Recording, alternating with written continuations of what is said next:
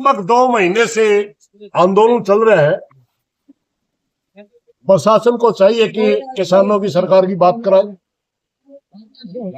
जब लोकसभा में और राज्यसभा तक इन धरनों की आवाज चली गई, हम ये भी मानते हैं कि क्या लोकसभा के अंदर पूछा गया प्रश्न है या राज्यसभा के अंदर पूछा गया प्रश्न है देश के कृषि मंत्री के पास नहीं पहुंचा।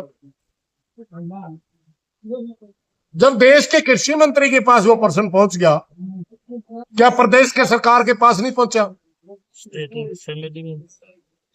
जब सारे प्रदेश में इस बात का पता है कि लोहारू के अंदर और बाडना के अंदर एक कंपनी के फ्रॉड के खिलाफ धरना चला हुआ, जो किसानों का पैसा लेकर के भाग गई, जिसमें एक किस्त किसान ने भर रखी है, एक किस्त हरियाणा सरकार ने दे रखी है, एक किस्त भारत सरकार ने दे रखी है।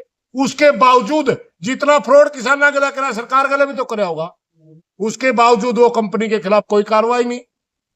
जबकि होना यह चाहिए था कि उसके खिलाफ FIR दर्ज होती, पूरी इंक्वायरी हो और किसानों को उसका पैसा मिले। माना यह जाता है कि पिछला गृह मंत्री और पिछला कृषि मंत्री JP दलाल का लड़का उस कंपनी में हिस्सेदार है। क्या JP दलाल का लड़का ही पूरे लोहारू और भिवानी के किसानों का भाग्य का विधाता बन के खड़ा हो गया?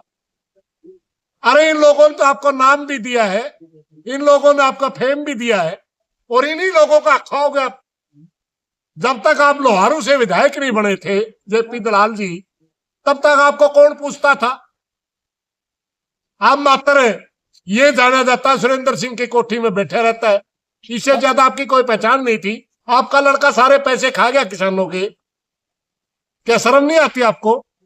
अभी 9 तारीख को CM के साथ कुछ संगठनों की मुलाकात हुई, इसमें क्या रह रहा है? देखिए, जो मुलाकात हुई है उसमें ये विषय नहीं था, वो दूसरे संगठनों का और दूसरे विषय था।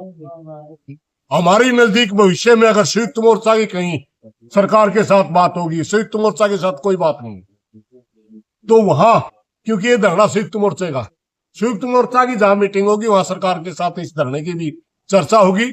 हमारी सरकार से मांग है, संयुक्त मोर्चा तो हरियाणा प्रदेश के सभी मुद्दों को लेकर के जाएगा। हमारी तो डिमांड ये है कि इनको स्पेशल बुलाओ, इन धरने वालों को स्पेशल बुलाओ, इनकी मांग सुनो, या तो इनको समझाओ कि आप नाजायज बैठे हैं, या ये आपको समझाएंगे कि हम जायज बैठे हैं। क्यों बिठा रखे 2 महीने से? ये प्रशासन की कमजोरी। आगे की रूपरेखा क्या रहना? आगे की रूपरेखा ये, अभी हरियाणा प्रदेश के अंदर बाढ़ है, हम देख रहे हैं कि जल्दी इनके साथ वार्ता हो जाए, ठीक है, वरना आने वाले समय में हम इस धरने को तेज करेंगे, आंदोलन में तेजी लाएंगे। अगर आंदोलन में ज्यादा संख्या की वजह से या कि ज्यादा लंबे समय से बेचने से किसान के गुस्से की वजह से कोई दूसरी तरह की बातें हुई, तो उसकी जिम्मेवार सरकार और प्रशासन होगी। हमारी मांग ये है कि जल्दी आप तेज जाओ और किसानों को बुला करके उनका मुआवजा दें।